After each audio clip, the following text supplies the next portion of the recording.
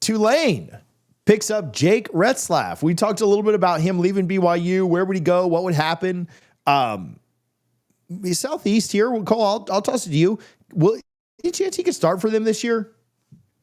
I would be very shocked if he doesn't start for them this year. Like, now, maybe not week 1, but by the time that you get into regular conference play, why not? I mean, when I look at Tulane, they have an opportunity to be the favorites to win the group of 5. Now, again, I'm not saying that Memphis isn't going to be good or that UNLV is not going to have some talent or you're not going to have Boise State, who is the favorite once again to go back to the college football playoff.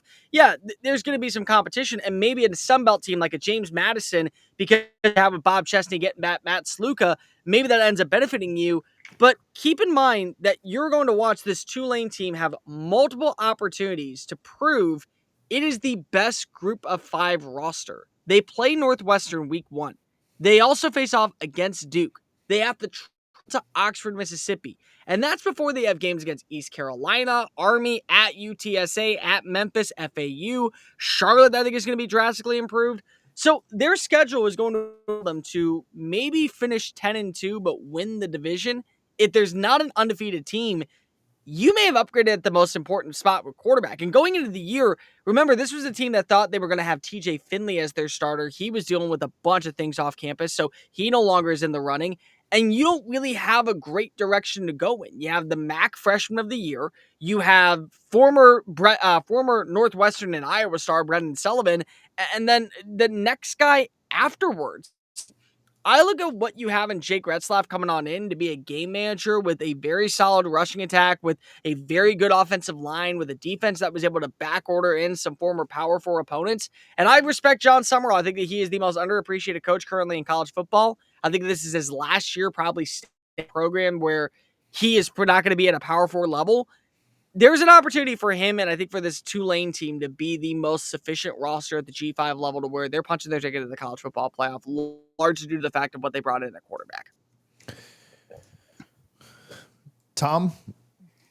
The interesting thing, I just love seeing the matchups as they kind of unfold, is that you'll get maybe Mensa versus Retzlaff on September 13th. Yeah. Duke visits Tulane. Here's the thing. It's July 22nd.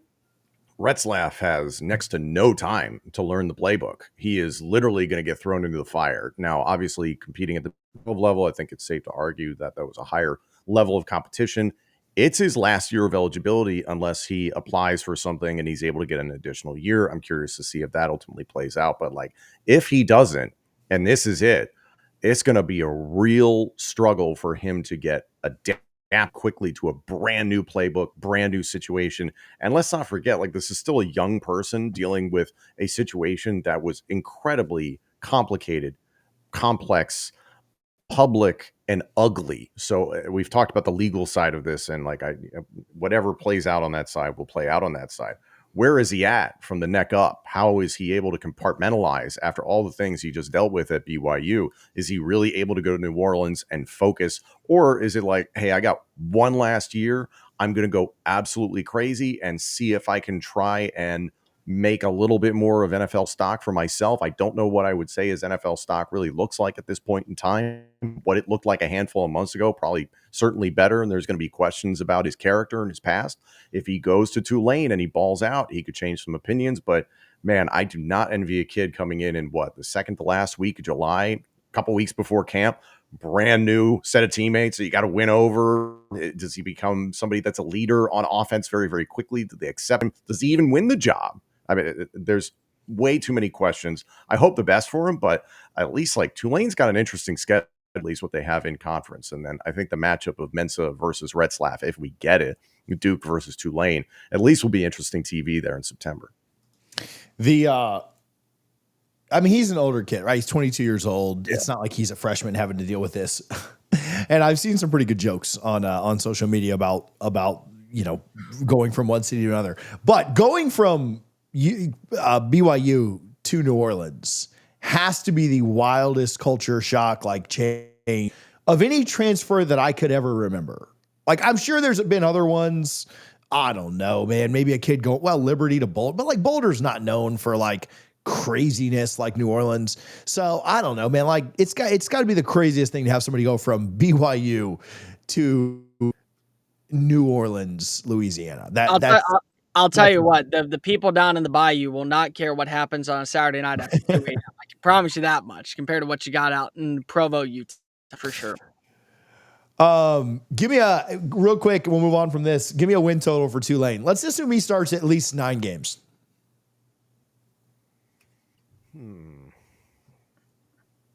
Northwestern, South Alabama, Duke, at Ole Miss, September 20th. That should be interesting. At Tulsa, hosting East Carolina, hosting Army, at UTSA, at Memphis, hosting Florida Atlantic, at Temple, hosting Charlotte. I could see like 8-4, like just under that, but like 9's not out of the possibility. You know what? Screw it. Give me 10-2. Give me 10-2. Jake just walks in and it's Gucci. You know what? We're gonna because BYU was his nickname there. I'll figure out something next week for him. But you know what? The pride of some part of California is gonna head on down to the Bayou of New Orleans, and they're going an upset win over Northwestern week 1. They're going to beat South Alabama. They're going to go on an epic run, and they're going to punch their ticket to the AAC. By the way, the American, not the AAC anymore, just the American Conference. Yeah, we can throw that. The AC Championship. Yeah, the AC Championship, and they're going to go ahead and win the conference, and they're going to go to the college football playoff because Jake Retzlaff is your starting quarterback. Pride of where's he from? Right outside of Anaheim, Corona, California, right? Corona, California. Yeah, the Corona kid. The kid is going to put that voodoo magic down in the green wave and roll his path all the way to a college football playoff appearance. Yeah, I'll go 10-2 as well, or 11-2. They'll win the championship if he plays in that. I put Ole Miss. I'm going to stall real quick until Tom gets back because I want to hear his take on this first. But I put the Ole Miss Tulane game on my top 50 games of the 2025 season, as I've been doing a countdown every day. Retzlaff wasn't there when I made this list. Right. And then even some of the BYU games, I made the list before he got, dismissed or transferred or whatever. So, but that game has a little bit more excitement now. I don't know they go into Ole Miss and win, but I didn't think Kentucky could win last year either. So stranger things, I suppose, have happened.